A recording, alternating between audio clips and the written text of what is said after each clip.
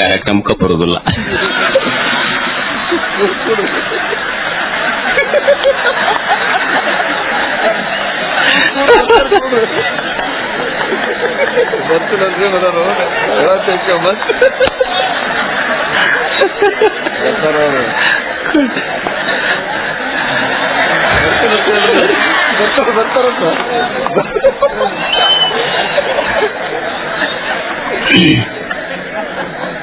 ಒಟ್ಟ ಅವ್ರ ತಲೆಯಾಗ ನಾನು ಒಟ್ಟು ಕೋಡಿ ಕೊಪ್ಪದ ಹುಚ್ಚೀರಪ್ಪನ್ ಮಾಡ್ಬೇಕಂತ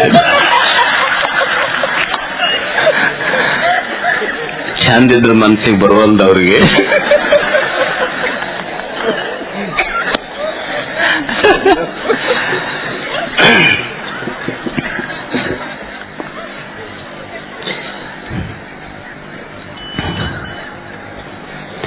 ಈಗ ನಾ ಮಾಡೋದು ಇಲ್ಲ ಅದನ್ನ ಮಾಡ್ತೇನೆ, ಅವರು ಅದನ್ನೇ ಮಾಡ್ತಾರೆ. ಒಂದು ಮಟ್ಟದಿಂದ ಇನ್ನೊಂದು ಮಟ್ಟಕ್ಕೆ ತಂದು ಏನ್ ಮಾಡೋದು ಇರ್ತದೆ. ನಿಮ್ಗೊಂದ್ಸತ್ಯ ಹೇಳ್ತೀನಿ, ನಾನು ಎಲ್ಲಿ ಇಷ್ಟು ವರ್ಷ ನನ್ನ 15 ವರ್ಷದ ಜೀವನದಲ್ಲಿ ನಿಮಗೆ ಇವತ್ತು ಹೇಳ್ತೇನೆ, ನಾನು ಯಾವ ಮಟ್ಟದಲ್ಲಿ ಹೋದ್ರು ಯಾವ ಮಟ್ಟದಲ್ಲಿ ಕಾಣಿಕೆ ಇಸ್ಕೊಳ್ಳೋದಿಲ್ಲ, ಒಟ್ಟ ಇಸ್ಕೊಳ್ಳೋದಿಲ್ಲ ನಾನು. ಮತ್ತೆ ಯಾವ ಸಾಲಿಗೆ ಹೋದ್ರು ಆ ಸಾಲಿಗೆ ಇಸ್ಕೊಳ್ಳಲ್ಲ. ಅವರು ಅದನ್ನೇ ಮಾಡ್ತಾರೆ, ನಾವು ಅದನ್ನ ಮಾಡ್ತೇವೆ. ಇಸ್ಕೊಂಡು ಬಂದು ಏನ್ ಮಾಡೋದು, ನಾವಿಲ್ಲಿ ಮಾಡೋದು ಅವ್ರು ಅಲ್ಲಿ ಮಾಡಿದ್ರೆ ಅಲ್ಲಿ ಕೊಪ್ಪಳ ನಿರ್ಮಾಣ ಆಗ್ತದೆ ಅಷ್ಟೇ. ಅದ್ರಾಗ ಏನಿರ್ತೈತಿ,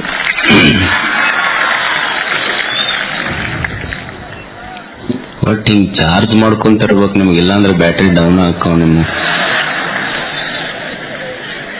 ನಿಮಗ್ ಶಾಂತ ಸಮಾಧಾನ ಡಮ್ ಡಮ್ ಡುಮ್ ಡುಮ್ ಅಂತ ಬಾರ್ಸವಿದ್ರೆ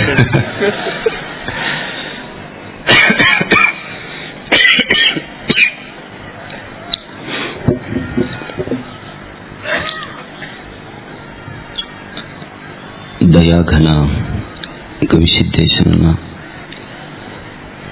ಗುರುನಾಥ ಶಿವಶಾಂತ ಶಿವಯೋಗಿಯನ್ನ ಅರುಣ್ ಮಂದಿರದಲ್ಲಿ ಸ್ಮರಿಸಿ, ವೇದಿಕೆಯಲ್ಲಿರುವ ಎಲ್ಲ ಪರಮ ಪೂಜ್ಯರ ಶ್ರೀಚರಣಗಳಿಗೆ ನಮಸ್ಕರಿಸುತ್ತಾ, ಈ ಸಮಾರಂಭದಲ್ಲಿ ಅಜ್ಜನ ಜಾತ್ರಾ ಮಹೋತ್ಸವದಲ್ಲಿ ಅತ್ಯಂತ ಶ್ರದ್ಧೆಯಿಂದ ಪಾಲ್ಗೊಂಡಿರುವ ತಮ್ಮೆಲ್ಲರಿಗೂ ಶರಣು ಶರಣಾರ್ಥಿಗಳು.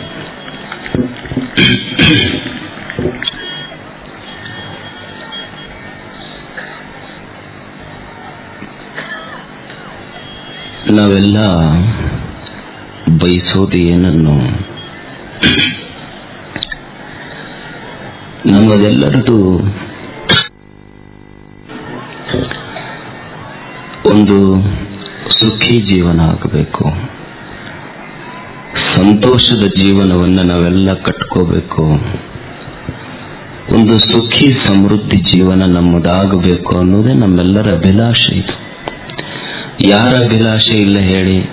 ನಾವು ದುಃಖಿ ಆಗಬೇಕು ಅಂತ ನಾವ್ಯಾರೂ ಬಯಸೋದಿಲ್ಲ. ನಮ್ಮ ಯಾರ ಅಪೇಕ್ಷೆಗಳು ಇಲ್ಲ. ನಮ್ಮೆಲ್ಲರ ಅಪೇಕ್ಷೆ, ಅಭಿಲಾಷೆ, ಇಚ್ಛೆ ಏನು ಅಂದ್ರ ನಮ್ಮ ತಲೆ ನಿಶ್ಚಿಂತವಾಗಿರಬೇಕು, ಹೃದಯ ವಿಶಾಲವಾಗಿರಬೇಕು, ಮನಸ್ಸು ಪ್ರಸನ್ನವಾಗಿರಬೇಕು. ಇದು ಸುಖಿ ಜೀವನದ ಸೂತ್ರ. ಇದು ತಲೆ ನಿಶ್ಚಿಂತವಾಗಿರಬೇಕು, ಹೃದಯ ವಿಶಾಲವಾಗಿರಬೇಕು, ಮನಸ್ಸು ಪ್ರಸನ್ನವಾಗಿರಬೇಕು. ನೀನು ದೇವರ ಗುಡಿಗೆ ಹೋಗ್ತಿಲ್ಲ, ಹೋಗುವಾಗ ಕೈಯೊಳಗ ಅರಳಿದ ಹೂವು ಹಿಡ್ಕೊಂಡು ಹೋಗೋದು ದೊಡ್ಡದಲ್ಲ.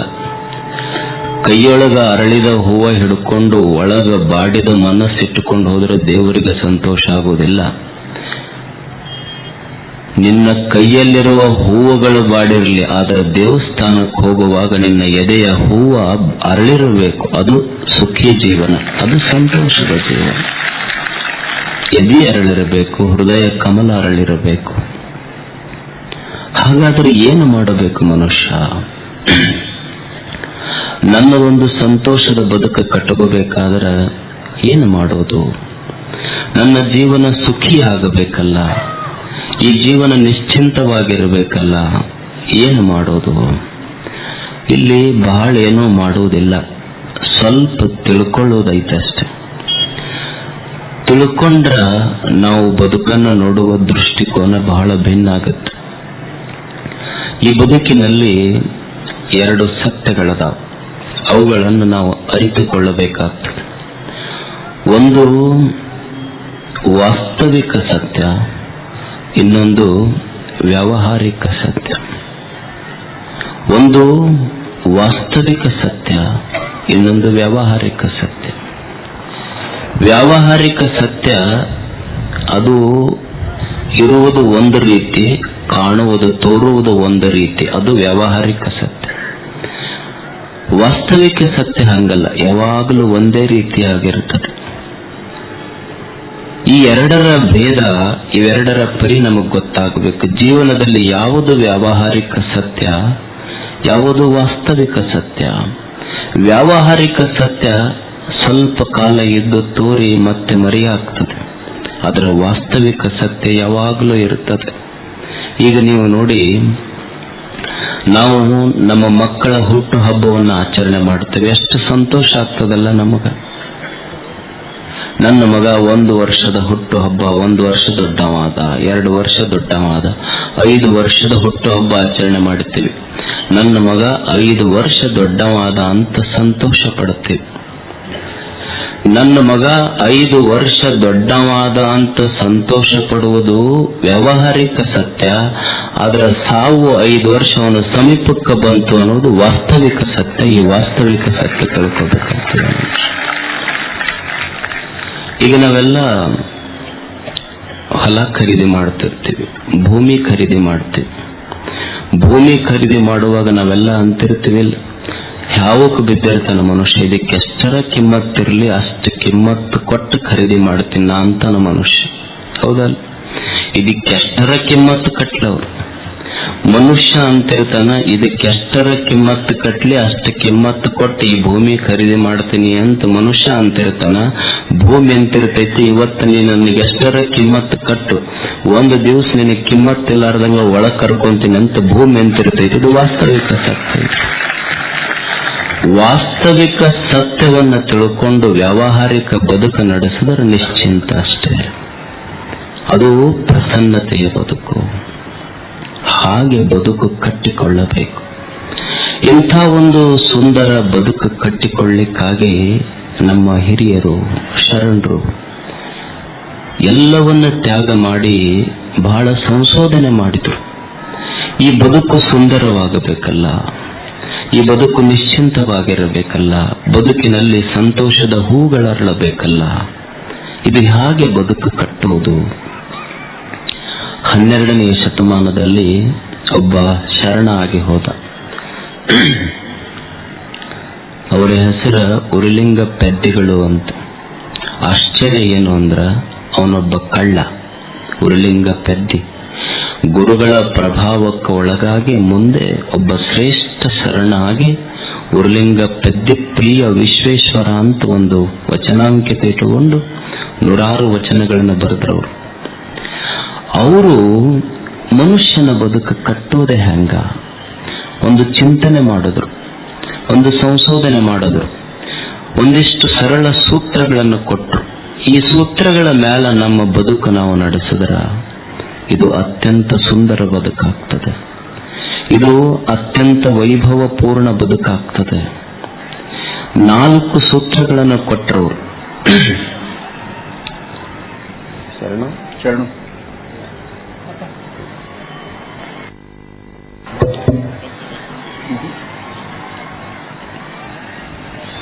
ಉರುಲಿಂಗ ಪೆದ್ದಿಗಳು ಮನುಷ್ಯನ ಬದುಕನ್ನು ಕಟ್ಟಿಕೊಳ್ಳಿಕ್ಕಾಗಿ 4 ಸೂತ್ರಗಳನ್ನು ಹೇಳ್ತಾರೆ. ಕೊಲ್ಲದಿರ್ಪುದೇ ಧರ್ಮ, ಅಧರ್ಮದಿಂದ ಬಂದುದ ನೊಲ್ಲದಿಪ್ಪುದೇ ನೇಮ, ವಂಚನೆ ಇಲ್ಲದಿಪ್ಪುದೇ ಭಕ್ತಿ, ಹೆಚ್ಚು ಕುಂದಿಲ್ಲದಿಪ್ಪುದೇ ಸಮಯಾಚಾರ, ಇದು ಸತ್ಯ ಶಿವಬಲ್ಲ ಶಿವನಾಣೆ ಉರುಲಿಂಗ ಪೆದ್ದಿ ಪ್ರಿಯ ವಿಶ್ವೇಶ್ವರ. ಇವ 4 ಮಾತು. ಕೊಲ್ಲದಿಪ್ಪುದೇ ಧರ್ಮ. ಈ ಜಗತ್ತಿನಲ್ಲಿ ಬಂದ ಮೇಲೆ ಈ ಜಗತ್ತನ್ನ ಕೆಡಿಸಲಾರದಂಗ ಬದುಕುವುದು, ಅದೇ ಧರ್ಮ. ನೀನು ಕೆಡಿಸದೆ ಅಧರ್ಮ, ಇದನ್ನ ಬೆಳೆಸದೆ ಅದೇ ಧರ್ಮ. ಇಷ್ಟು ಪಶು ಪಕ್ಷಿ ಪ್ರಾಣಿಗಳು ಈ ಜಗತ್ತಿನಲ್ಲಿ ಬದುಕ್ಯಾವಲ್ಲ, ಅವು ಏನನ್ನೂ ಕೆಡಿಸಿಲ್ಲ, ಇದ್ದದ್ದನ್ನು ಬಳಸ್ಯಾವ. ಕೆಡಿಸ್ದ ಅಂದ್ರೆ ಮನುಷ್ಯ ಒಬ್ಬನೇ.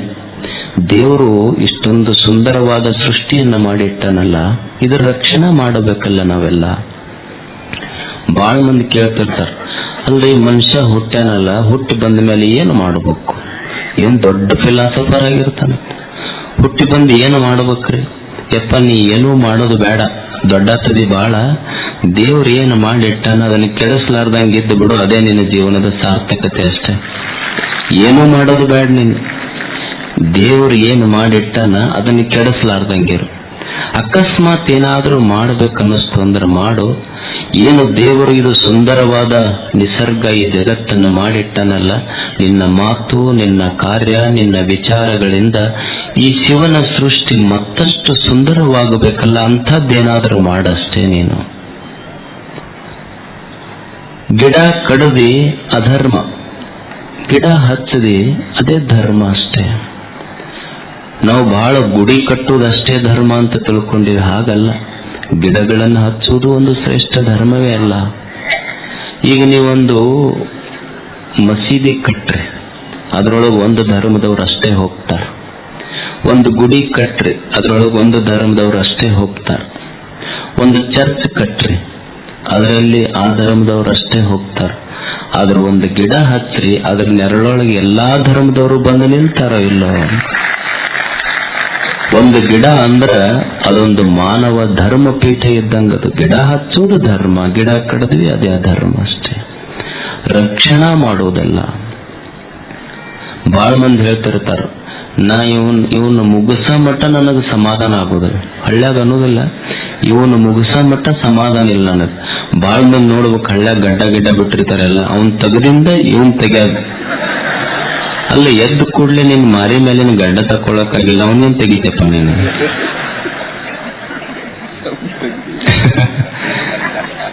ಅದಕ್ಕೆ ಒಬ್ಬ ಸಾಯುವ ವ್ಯಕ್ತಿಯನ್ನ ನೀ ಸಾಯಿ ಹೊಡೆಯುವುದರಿಂದ ಏನು ಲಾಭನ ಹೇಳಿ?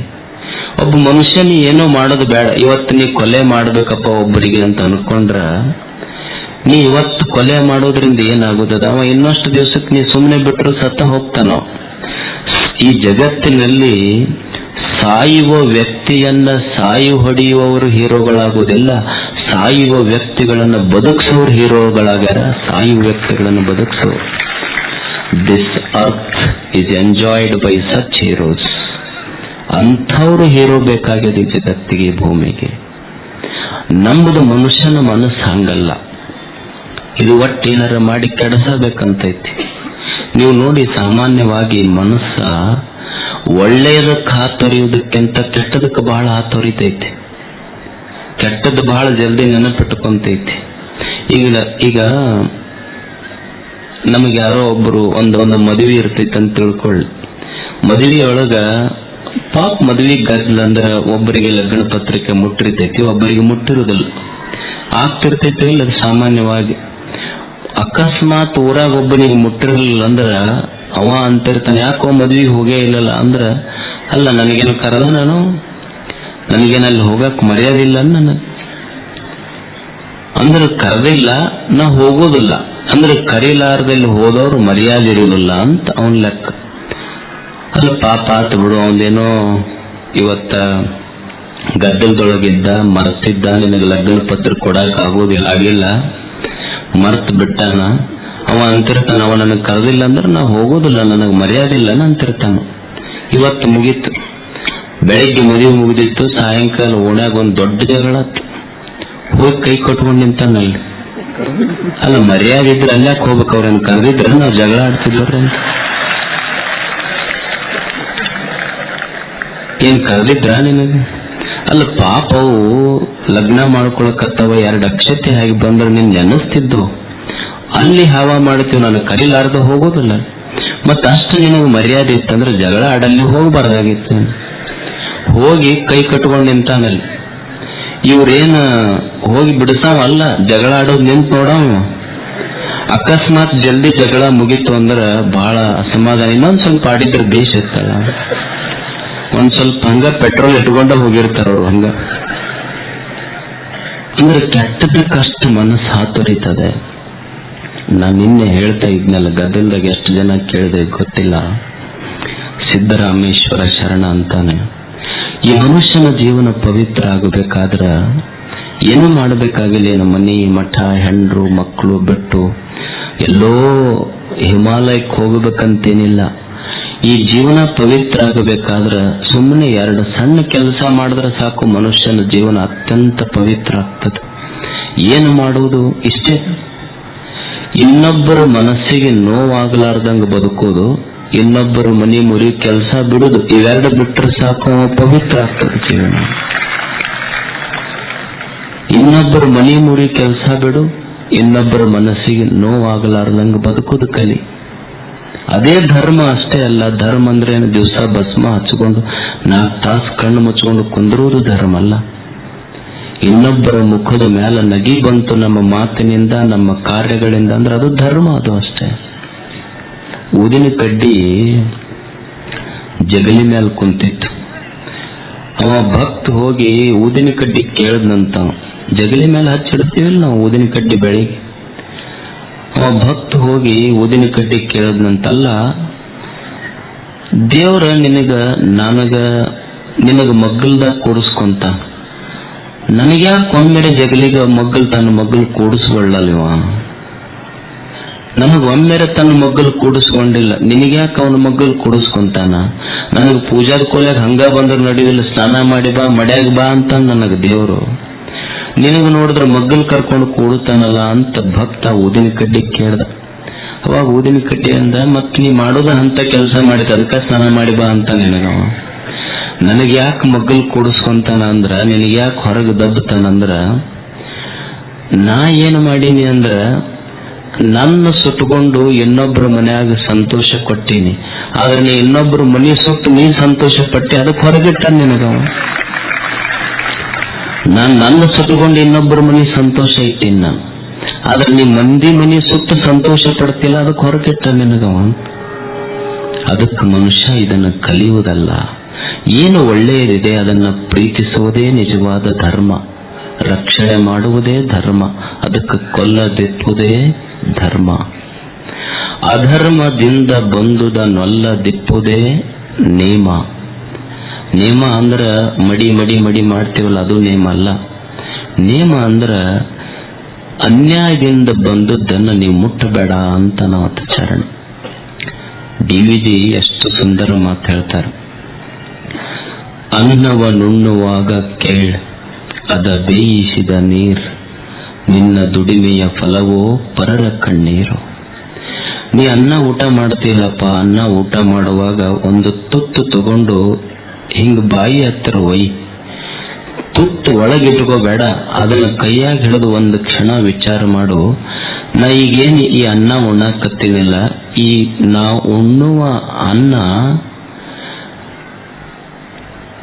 ನನ್ನ ಬೆವರಿನ ಹನಿಯೊಳಗ ಕುದ್ದೈತೋ ಇನ್ನೊಬ್ಬರ ಕಣ್ಣೀರೊಳಗೆ ಕುದ್ದೈತೋ ಅಂತ ವಿಚಾರ ಮಾಡಿ ಉಣ್ಣು. ಅದು ಧರ್ಮ, ಅದು ನೇಮ, ಅದು ನೀತಿ, ಅದು ಬದುಕಿಂದ. ಅಧರ್ಮದಿಂದ ಏನು ಬರ್ತೈತಿ ಅದು ಬೇಡ. ದೇವರಿಗೆ ಯಾವ್ದು ನೈವೇದ್ಯ ಆಗ್ತೈತಿ ಅಂದ್ರ, ನೀ ಅಧರ್ಮದಿಂದ ಬಂದು ದುಡಿದು ಹೋಳಿಗೆ ತುಪ್ಪ ನೈವೇದ್ಯ ಹಿಡಿದ್ರು ಅವನಿಗೆ ಸಂತೋಷ ಆಗೋದಿಲ್ಲ.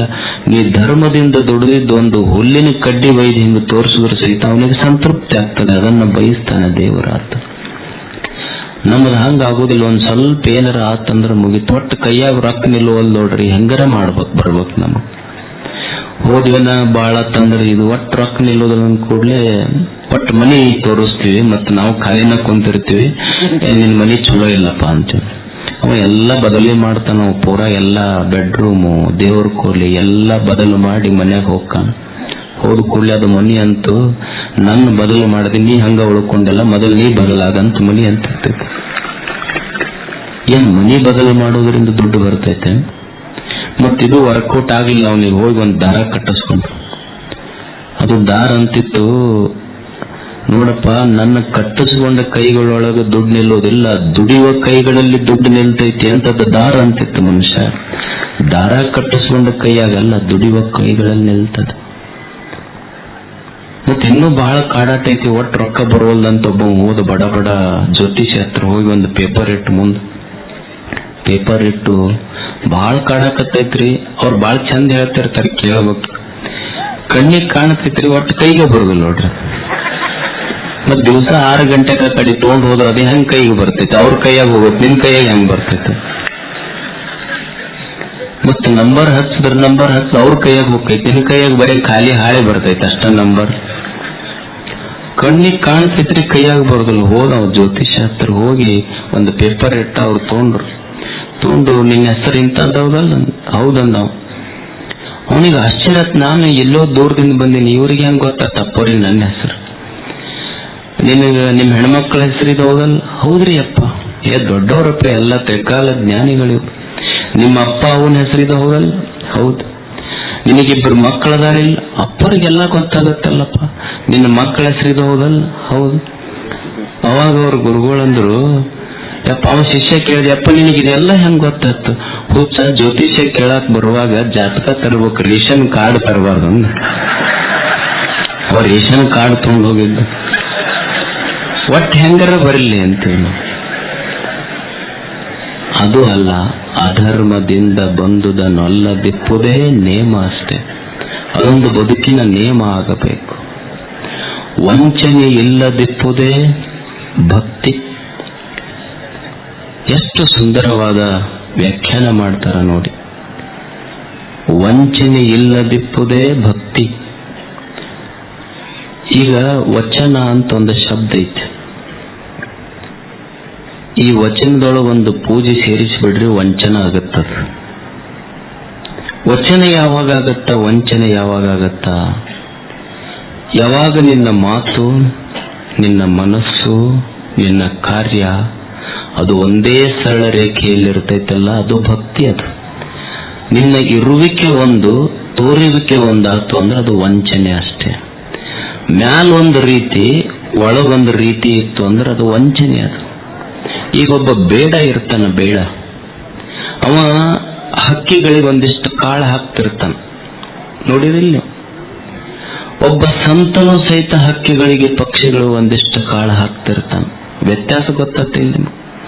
ಒಬ್ಬ ಬೇಡನು ಸಹಿತ ಒಂದಿಷ್ಟು ಪಕ್ಷಿಗಳಿಗೆ ಕಾಳು ಹಾಕ್ತಾನ, ಒಬ್ಬ ಸಂತನು ಸಹಿತ ಒಂದಿಷ್ಟು ಪಕ್ಷಿಗಳಿಗೆ ಕಾಳು ಹಾಕ್ತಾನ. ಅದರ ವ್ಯತ್ಯಾಸ ಐತಿ. ಬೇಡ ಎದಕ್ಕೆ ಕಾಳು ಹಾಕ್ತಾನ ಅಂದ್ರ, ಇವು ಪಕ್ಷಿಗಳ ಕಾಳು ತಿನ್ನಾಕ ಬಂದು ನನ್ನ ಬಲಿಯೊಳಗೆ ಬೀಳಬೇಕು, ನಾ ಸಂತೋಷ ಪಡಬೇಕು ಅಂತ ಅವ ಕಾಳು ಹಾಕ್ತಿರ್ತಾನ. ಅದರ ಸಂತ ನಾ ಸಂತೋಷ ಪಡ್ಲಿ ಅಂತ ಕಾಳು ಹಾಕುದಿಲ್ಲ, ತಿನ್ನುವ ಹಕ್ಕಿಗಳು ಸಂತೋಷ ಪಡ್ಲಿ ಅಂತ ಆತ ಕಾಳು ಹಾಕ್ತಿರ್ತಾನ.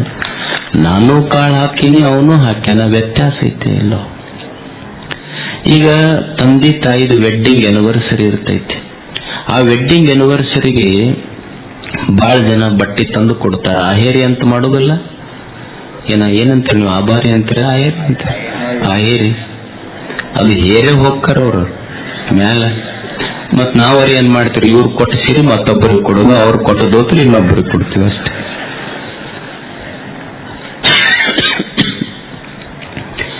ವೆಡ್ಡಿಂಗ್ ಆನಿವರ್ಸರಿಗೆ ಎಲ್ಲ ತಂದು ಕೊಡ್ತಾರ, ಇಲ್ಲ ಬಟ್ಟೆ ಕೊಡ್ತಾರ, ಬಂಗಾರ ಕೊಡ್ತಾರ, ದುಡ್ಡು ಕೊಡ್ತಾರ. ಅವರು ಕೊಟ್ಟಾರ. ಸಣ್ಣ 3 ವರ್ಷದ ಮಗ ತಂದು ಅಪ್ಪನ ಹತ್ರ ಬಂದು ಅಪ್ಪನ ಕೆನ್ನೆಗೊಂದು ಮುತ್ತು ಕೊಟ್ಟು ಅಪ್ಪನ ಕೈಯಾಗ ಒಂದು ಗುಲಾಬಿ ಹೂವು ಕೊಡ್ತಾನ. ಇವ 10 ಲಕ್ಷ ರೂಪಾಯಿದ ಬಂಗಾರ ಸರ ಕೊಟ್ಟಾನ. ಇನ್ನೊಬ್ಬ ಇವ ಯಾಕೆ ಕೊಟ್ಟಾನ ಅಂದ್ರ, ನಾ ಕೊಟ್ಟಿನಿ ಅಂದ್ರೆ ಮತ್ತೆ ಇವನು ಕೊಡಬೇಕನ್ನುವ ನಿರೀಕ್ಷೆ ಒಳಗೆ ಕೊಟ್ಟಾನ. ಆದ್ರ ಮಗ ಸುಮ್ಮನೆ 1 ರೂಪಾಯಿಯ ಗುಲಾಬಿ ಹೂವು ಕೊಟ್ಟಾನ. ರಾತ್ರಿ ಅಪ್ಪ ಮುಕ್ಕೊಳಕ್ ಹೋದಾಗ ನೆನಪು ಉಳಿದಿದ್ದು 10 ಲಕ್ಷದ ಬಂಗಾರದ ಸರ ಅಲ್ಲ, ಮಗ ಕೊಟ್ಟ ಹೂವ ಕೈಯಾಗ, ಮಗನ ಚಿತ್ರ ಕಣ್ಣಾಗ, ಮಗನ ಪ್ರೇಮ ಎದೆಯೊಳಗೆ ತುಂಬಿತ್ತಲ್ಲ, ಇದು ಭಕ್ತಿ. ಅಲ್ಲಿ ವಂಚನೆ ಇಲ್ಲ ಮಗುವಿನಲ್ಲಿ. ತಾಯಿ ಯಾಕೆ ದೊಡ್ಡಕ್ಕೆ ಆಗ್ತಾಳ ಹೇಳಿ? ಆಕೆದು ನಿಷ್ಕಾಮ ಪ್ರೇಮ ಐತಲ್ಲ, ಅದು ಭಕ್ತಿ ಆಗ್ತದೆ. ವಂಚನೆ ಇಲ್ಲ ಅಲ್ಲಿ. ಈಗ ನೀವು ಹೋಟೆಲ್ದಾಗ ಉಣ್ಣಾಕ್ ಹೋಗ್ತೀರಿ, 5 ಸ್ಟಾರ್ ಹೋಟೆಲ್ಗೆ ಹೋಗ್ತೀರಿ, ಅಲ್ಲಿ ನಿಮಗೊಂದು ಮೆನು ಕೊಡ್ತಾರೆ. ಅಲ್ಲಿ ಏನು ಬೇಕು ಬೇಡಿದ್ದಿರ್ತದ, ಅದು ಇದು ಅಂತೆಲ್ಲ ಐತಿ ಹೇಳಿ. ನಿಮಗೆ ಸುಮ್ಮನೆ 1,000 ರೂಪಾಯಿ ಕೊಟ್ಟರೆ ಏನು ಬೇಕು ಅದನ್ನು ಕೊಡ್ತಾರ. ಟೇಬಲ್ ಹಾಕಿರ್ತಾರ, ಕುರ್ಚಿ ಇರ್ತೈತಿ, ಬೇಡಾದದ್ದು ನಿಮಗೆಲ್ಲ ಕೊಡ್ತಾರ. ಮನ್ಯಾಗ ಏನಿರ್ತೈತಿ, ಮನೆಗೆ ಬಂದ್ರಲ್ಲೇ ನಾವು ಕೂಡ ಅನ್ನೋದಿಲ್ಲ, ಸುಮ್ಮನೆ ಒಂದೆರಡು ಕಟ್ಟಿ ರೊಟ್ಟಿ, ಒಂದಿಷ್ಟು ಪಲ್ಯ, ಅದಕ್ಕೊಂದಿಷ್ಟು ಚಟ್ನಿ ಹಚ್ಚಿ ಅವು ಕೊಡ್ತಾಳ. ನೀವು ಎಂತ 5 ಸ್ಟಾರ್ ಹೋಟೆಲ್ನಾಗ ಎಷ್ಟು ರೊಕ್ಕ ಕೊಟ್ಟರ ಉಂಡು ಬರ್ರಿ, ಆದ್ರೆ ತಾಯಿ ಕೊಟ್ಟ ರೊಟ್ಟಿ ಪುಂಡಿ ಪಲ್ಯ ಚಟ್ನಿ ಅಷ್ಟು ರುಚಿ ಅದು ಬರುವುದಿಲ್ಲ. ಅದು ಯಾಕೆ ಬರುದಿಲ್ಲ? ಅಲ್ಲಿ ಏನು ಬೇಕಾದ್ದು ಉಂಡಿವಿ, ತಾಯಿ ಬರೀ ರೊಟ್ಟಿ ಪಲ್ಯ ಕೊಟ್ಟಾಳ, ಆದ್ರೂ ತಾಯಿ ಕೈಯಾಗಿನ ರುಚಿ ಯಾಕೆ ಜಾಸ್ತಿ ಅಂದ್ರ ಅವ ಹೋಟೆಲ್ದವನು ಉಣಿಸ್ಯಾನ, ಅವನು ಉಣಿಸ್ತಾಳ. ಹೋಟೆಲ್ದವನ ಕಣ್ಣ ನಿಮ್ ಪಾಕೆಟ್ ಮೇಲೆ ಐತಿ, ಆದ್ರೆ ತಾಯಿ ಕಣ್ಣ ನನ್ನ ಮಗ ಬೆಳೆದು ದೊಡ್ಡವಾಗಬೇಕಂತ ನಿನ್ನ ಮೇಲೆ ಐತಲ್ಲ, ಅದಕ್ಕೆ ದೊಡ್ಡಕ್ಕೆ ಆಗ್ತಾಳ. ಅಲ್ಲಿ ವಂಚನೆ ಇಲ್ಲ, ಅದು ನಿರ್ವಂಚನೆ. ಅದಕ್ಕೆ ತಾಯಿ ದೊಡ್ಡಕ್ಕಾಗಿದ್ದು ಸುಮ್ಮನೆ ಆಗ್ಲಿಕ್ಕೆ ಸಾಧ್ಯ ಐತೇನೆ? ನೀವು ನೋಡಿ, ಒಬ್ಬ ಕವಿ ಒಂದು ಕವನ ಬರೀತಾನ. ಕವನ ಬರದ ಅಂದ್ರ ಆ ಕವನದ ಕೆಳಗೆ ತನ್ನ ಹೆಸರು ಬರ್ಕೊಂತ. ಒಬ್ಬ ಕಲಾವಿದ ಒಂದು ಚಿತ್ರ ಬಿಡಿಸ್ದ ಅಂದ್ರ ಚಿತ್ರದ ಕೆಳಗ ತನ್ನ ಹೆಸರು ಬರ್ಕೊಂತ. ಒಬ್ಬ ಸುಮ್ಮನೆ ಸಾಮಾನ್ಯ ಕವಿ ಒಂದು ಕವನ ಬರೆದು ಬುಡಕ್ ತನ್ನ ಹೆಸರು ಹಾಕೊಂಡ. ಒಬ್ಬ ಕಲಾವಿದ ಚಿತ್ರ ಬಿಡಿಸಿ ಅದ್ರ ಕೆಳಗೆ ತನ್ನ ಹೆಸರು ಹಾಕೊಂಡ. 9 ತಿಂಗಳ ಹೆತ್ತು ಅವನ 5 ವರ್ಷ ದೊಡ್ಡವ ಮಾಡಿ ಒಂದು ದಿವಸ ಶಾಲೆಗೆ ಕರ್ಕೊಂಡು ಹೋಗಾಗ ಹುಡುಗನ ಹೆಸರು ಹಚ್ಚುವಾಗ ತಾಯಿ ಆ ಹುಡುಗನ ಅಪ್ಪನ ಹೆಸರು ಬರ್ಸದ್ಲೆ ಹೊರಸು ತನ್ನ ಹೆಸರು ಬರ್ಸಲಿಲ್ಲ. ಆಕಿ ದೊಡ್ಡಕ್ಕಾಗ್ಲ. ಇದು ನಿರ್ವಂಚನೆಯಿಂದ ಬದುಕದ್ಲ. ಅದಕ್ಕೆ ನಿರ್ವಂಚನೆಯಿಂದ ಬದುಕೋದೈತಲ್ಲ, ಅದು ಏನೂ ಆಶೆ ಇಲ್ಲ. ನಿಷ್ಕಾಮ ಪ್ರೇಮವೇ ನಿಜವಾದ ಭಕ್ತಿ. ನಿಷ್ಕಾಮ ಪ್ರೇಮ ಇದೆಯಲ್ಲ, ಅದು ಭಕ್ತಿ. ಒಬ್ಬ ಉಪಗುಪ್ತ ಅಂತ ಒಬ್ಬ ಸಂತ ಇದ್ದ, ಬುದ್ಧನ ಶಿಷ್ಯ. ಅವನು ತೇಜಸ್ವಿ ಯುವಕ. ಒಂದು ಓಣಿಯಲ್ಲಿ ಹೋಗುವಾಗ ಒಬ್ಬ ಸುಂದರ ಹೆಣ್ಮಗಳು ನರ್ತಕಿ ಆಕಿ ಮನೆ ಮುಂದೆ ಹೋಗ್ತಾನೆ. ಆಕೆ ಎಷ್ಟು ಸುಂದರವಾಗಿದ್ಲು ಅಂದ್ರೆ ರಾಜ ಮಹಾರಾಜರು ಆಕೆಯ ಮನೆ ಮುಂದಕ್ಕೆ ಹಸ್ತಿದ್ರು. ಈ ಉಪಗುಪ್ತ ಸನ್ಯಾಸಿ ಆಕೆಯ ಮನೆ ಮುಂದೆ ಹೋದಾಗ ನರ್ತಕಿಯ ಸನ್ಯಾಸಿಯ ಸ್ಫುರದ್ರೂಪ ನೋಡಿ ಅವನಿಗಂತಾಳ, ಏನು ಕೈಯಾಗ ಭಿಕ್ಷಾ ಪಾತ್ರ ಹಿಡ್ಕೊಂಡು ಹೊರಗೆ ನಿಂತಿ, ಮನ್ಯಾಗ ಒಳಗ ಬಾ, ಈ ಮನಿ ಈ ಮಹಲು ನನ್ನ ಸಂಪತ್ತು, ನಾನು ಸಹಿತ ನಿನ್ನವಳಾಗ್ತೇನೆ. ಅವಾಗ ಉಪಗುಪ್ತ ಸನ್ಯಾಸಿ ಅಂತಾನೆ, ನಾನು ಈಗ ಬಂದಿರುವುದು ಕೇವಲ ಅನ್ನದ ಭಿಕ್ಷೆಗಾಗಿ, ಸಮಯ ಬಂದಾಗ ಬರುವೆ. ನಾನು ಈಗ ಬಂದಿರುವುದು ಕೇವಲ ಅನ್ನದ ಭಿಕ್ಷೆಗಾಗಿ, ಸಮಯ ಬಂದಾಗ ಬರುವೆ. ಕೆಲವು ದಿವಸ ಗತಿಸಿದ ಮೇಲೆ ಆ ನರ್ತಕಿ ಇದ್ಲಲ್ಲ, ಆಕೆಗೊಂದು ರೋಗ ಬಂತು. ರೋಗ ಬಂದ ಮೇಲೆ ಊರಿನ ಜನ ಎಲ್ಲ ಆಕೆಗೆ ಹೊಡೆದು ಸಂಪತ್ತು ಕಸುಕೊಂಡು ಹೊರಗೆ ಹಾಕಿದ್ರು. ಹೊಡೆದು ಬಡದು ಕಳಿಸಿದ ಮೇಲೆ ಎಲ್ಲೋ ದಾರಿಯೊಳಗ ಹಸಿವೆ ಬಾಯಾರಿಕೆಯಿಂದ ನರಳುತ್ತಾ ಬಿದ್ದಿದ್ಲಾಕೆ. ಆ ದಾರಿ ಹಿಡಿದು ಈ ಸನ್ಯಾಸಿ ಉಪಗುಪ್ತ ಹೋಗ್ತಾ ಇದ್ದ. ಆ ನರಳುವ ದನಿ ಕೇಳಿ ಆ ಹೆಣ್ಮಗಳ ಹತ್ರ ಹೋಗಿ ತನ್ನ ಕೈಯಲ್ಲಿ ಭಿಕ್ಷಾ ಪಾತ್ರ ಇತ್ತಲ್ಲ, ಅದ್ರಾಗ ಇನ್ನೊಂದು ತುತ್ತು ತೆಗೆದು ಆಕೆಯ ಬಾಯಾಗಿಟ್ಟ. ಸ್ವಲ್ಪ ನೀರು ಕೊಟ್ಟ, ಆಕೆ ಪ್ರಾಣ ಬಂದಂಗಾತ. ಹಿಂಗ ನೋಡಿ ಆಕೆ ಅಂತಾಳ ನರ್ತಕಿ, ನಿನ್ನೆಲ್ಲೋ ನೋಡ್ದಂಗಿದೆಯಲ್ಲ, ನೀನು ಬುದ್ಧನ ಶಿಷ್ಯ ಉಪಗುಪ್ತ ಅಲ್ಲೇನು? ಅವಾಗ ಅವ ಸನ್ಯಾಸಿ ಅಂತಾನೆ, ಹೌದು ನಾನೇ ಉಪಗುಪ್ತ. ಅವಾಗ ನರ್ತಕಿ ಅಂತಾಳೆ, ಈಗ ನನ್ನ ಹತ್ರ ಬಂದೆಯಲ್ಲ, ನನ್ನ ಹತ್ರ ಏನೈತೆ ಅಂತ ಬಂದೆ ಈಗ ನೀನು?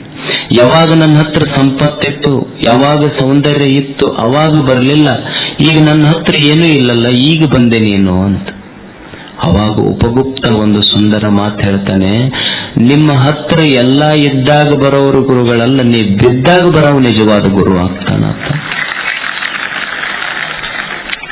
ನೀನ್ ನಕ್ಕೊಂತಿರುವಾಗ ನಿನ್ನ ಜೊತೆ ಬಂದವ ನಿನ್ನ ಗುರು ಆಗೋದಿಲ್ಲ, ನೀ ಅಳ್ಕೊಂತಿದ್ದಾಗ ನಿನ್ನ ಕಣ್ಣೀರು ಒರೆಸ್ಲಿಕ್ಕೆ ಬಂದವ ನಿಜವಾದ ಗುರು ಆಗ್ತಾನಂತ. ನೀನು ಗೆದ್ದಾಗ ಚಪ್ಪಾಳೆ ಹೊಡೆಯುವ ವ್ಯಕ್ತಿ ನಿನಗೆ ಗುರು ಆಗುವುದಿಲ್ಲ, ನೀನು ಬಿದ್ದಾಗ ಕೈ ಹಿಡಿದು ಎತ್ತುವ ನಿನಗೆ ನಿಜವಾದ ಗುರು ಆಗ್ತಾನೆ. ಇದು ನಿರ್ವಂಚನೆಯ ಭಕ್ತಿ. ಏನೂ ಅಪೇಕ್ಷೆ ಇಲ್ಲದ ಬದುಕಲ್ಲ, ಇದು ಬೇಕಾಗ್ತದೆ ಮನುಷ್ಯನಿಗೆ. ಮನುಷ್ಯನೊಳಗೆ ನಿರ್ವಂಚನ ಪ್ರೇಮ, ನಿಷ್ಕಾಮ ಪ್ರೇಮ ಇತ್ತು ಅಂದ್ರೆ ಆ ಬದುಕು ಅತ್ಯಂತ ಸುಂದರವಾಗ್ತದೆ. ಇದು ಭಕ್ತಿ. ಭಕ್ತಿ ಅಂದ್ರೆ ಮತ್ತೇನಲ್ಲ, ಇಷ್ಟ ತಿಳ್ಕೊಳ್ಳೋದು. ನೋಡಪ್ಪ, ಭಗವಂತನೇ I am just an instrument.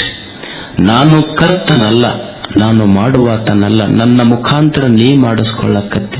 ನಂದೇನೂ ಇಲ್ಲ ಜಗತ್ತಿನಲ್ಲಿ, ಇದೆಲ್ಲ ಇರುವುದು ನಿಂದು.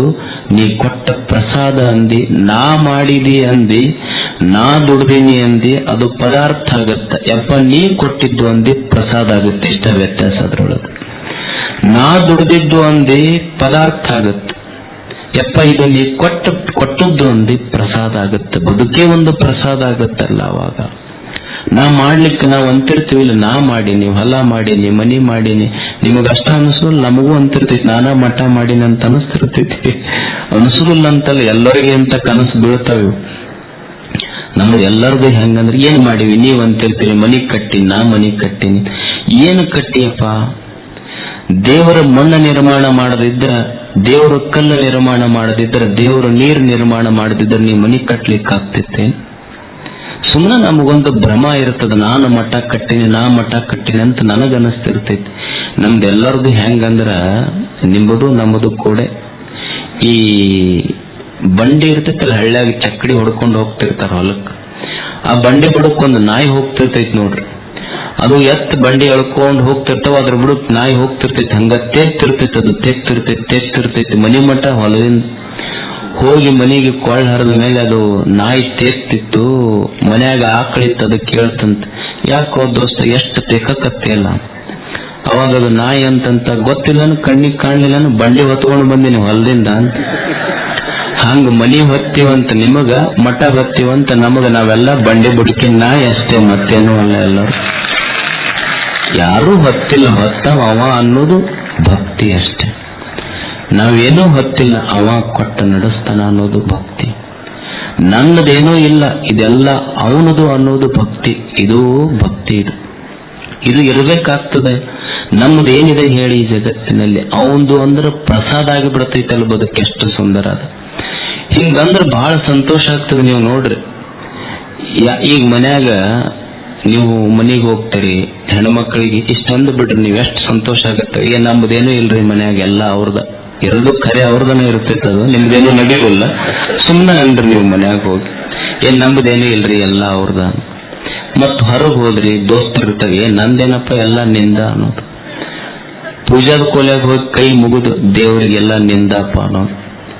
ಇಷ್ಟು ನೋಡ್ರಿ ನೀವು ಎಷ್ಟು ಮಜಾ ಇರ್ತೈತಿ. ಏನ್ ಮಾಡೋದು ಅಂದ್ರ, ಎದ್ದು ಕೂಡಲೇ ಸ್ನಾನ ಮಾಡಿದ್ರಿ, ಕೈ ಮುಗಿದು ದೇವರಿಗೆ ನಂದೇನಿಲ್ಲಪ್ಪ ಎಲ್ಲ ನಿಂದ ಅನ್ಬೇಕು. ಮನ್ಯಾಗ ಹೊರಗೆ ಬಂದ ಕೂಡಲೇ ಅವ್ರ ನಾಷ್ಟ ತಂದು ಕೊಡ್ತಾರೆ, ಏನ್ ನಮ್ದೇನಿಲ್ಲಪ್ಪ ಏನೂ ಇಲ್ಲ, ಎಲ್ಲ ಅವ್ರದೈತಂತ ನಮ್ಮ ಮನಿ ಚಂದ, ಎಲ್ಲ ಅವ್ರದ ಅನ್ಬೇಕು. ಹೊರಗೆ ಹೋದ್ರಿ, ದೋಸ್ತರು ಬರ್ತಾರೆ, ನಂದೇನಿಲ್ಲಪ್ಪ ಎಲ್ಲ ಅವ್ರದ ಅನ್ಬೇಕು. ಮತ್ ಕೊನೆಗೆ ಆ ಕಡೆ ಈ ಕಡೆ ನೋಡಿ ಯಾರು ಇಲ್ದಾಗ ಅಷ್ಟ ನಂದ್ ಅನ್ಬೇಕು. ಅಂದ್ರೆ ಮಜಾ ಇರುತ್ತೆ. ಅವಾಗಷ್ಟ ನಂದ್ ಅನ್ಕೋಬೇಕು. ಹೆಂಗ್ ಬದುಕೋದು ಅಷ್ಟೇ, ಅದಕ್ಕೆ ಭಕ್ತಿ ಅಂತ ಕರೀತಾರೆ. ನಿರ್ವಂಚನೆಯಿಂದ ಬದುಕೋದು, ಏನ ಮಾಡ್ಲಿ ನಿಷ್ಕಾಮದಿಂದ ಮಾಡೋದು, ಅದು ಭಕ್ತಿ. ಕೊನೆಯ ಮಾತು ಅಂದ್ರ, ಹೆಚ್ಚು ಕುಂದಿಲ್ಲದಿಪ್ಪುದೇ ಸಮಯಾಚಾರ. ಬಹಳ ತನ್ನ ಸಮಯ.